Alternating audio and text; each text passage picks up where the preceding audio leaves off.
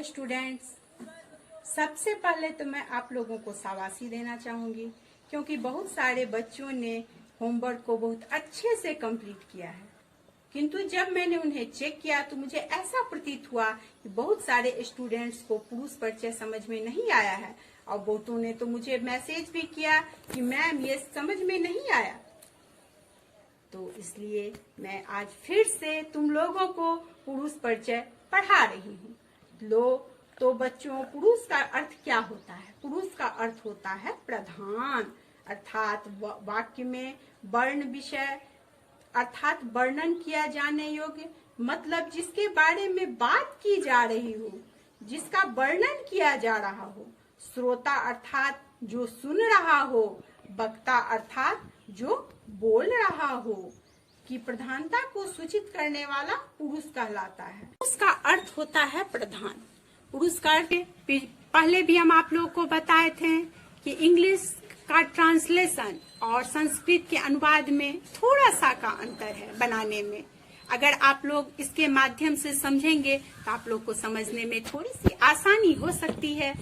तो मेरा कोशिश है कि आप लोग इंग्लिश का ट्रांसलेशन बनाते ही होंगे तो आप लोग इसके माध्यम से संस्कृत का अनुवाद जल्दी से सीख जाएंगे। मेरी एक छोटी सी कोशिश है, देखते हैं हम कहाँ तक सफल होते हैं।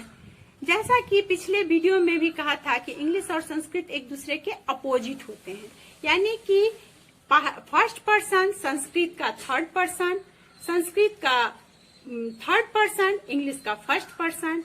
यानी कि बच्चों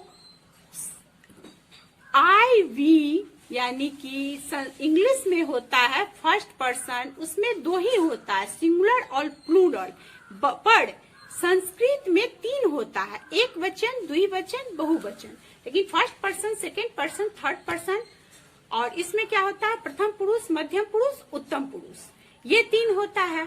तो सा तत्व जो है इसके जगह पे हम लोग इंग्लिश में क्या लिखते हैं, आई वी, और हम लोग लास्ट में क्या लिखते हैं इंग्लिश में लिखते हैं ही, सी, इट एंड दे, सिंगुलर और प्लूरल में। जबकि संस्कृत में नहीं लिखते, संस्कृत में हम लोग लिखते हैं त्वम, युवाम, यो, अवाम, वयम, अहम यानी कि मैं, और इसमें आई यानी कि मैं। देखिए इन दोनों में कितनी समानता आपको लग रही है? लग रही है समानता आपको?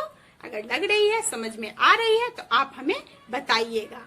अब देखिए, जैसा कि इंग्लिश का फर्स्ट पर्सन तो आप लोग को समझ में आ गया है। अब सेकंड पर्सन देखिए, यू है और त्वम, युवाम, युवम है। तो यू जो है तो यू बच्चों, और त्वम, युवाम, युवम, तो दोनों का मतलब यथास्थान अपने जगह पे विद्यमान है, इसमें कोई दिक्कत नहीं होनी चाहिए आपको।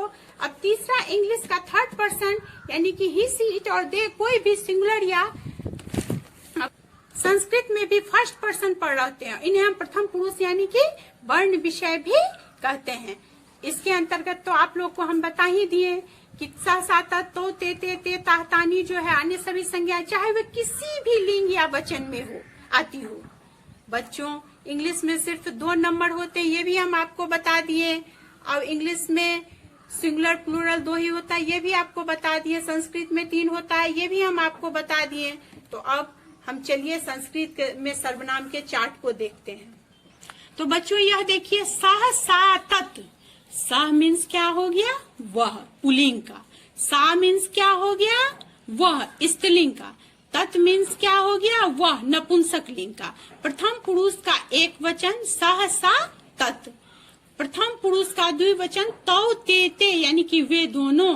प्रथम पुरुष का बहुवचन ते, ताह, तानी, वे सब, वे लोग। मध्यम पुरुष का एक वचन त्वम यानी कि तुम। मध्यम पुरुष का द्विवचन युवाम यानी कि तुम दोनों, और मध्यम पुरुष का बहुवचन युवम मतलब तुम सब। उत्तम पुरुष का एक वचन अहम मतलब मैं। उत्तम पुरुष का द्विवचन आवाम मतलब हम दोनों। उत्तम पुरुष का बहुवचन वयम मतलब हम सब। अब इसको तुम लोग याद कर लेना। याद करने के बाद तुम लोग इसको कॉपी में नोट कर लेना। नोट करके और फिर मुझे तुम लोग बताना कि क्या तुम लोग को कितना समझ में आया और क्या तुम लोग समझे। अब अगर इसको तुम लोग याद कर लोगे तो आगे जो मैं लकार पढ़ाऊंगी उसमें तुम लोगों को सहायता मिलेगी। Take care.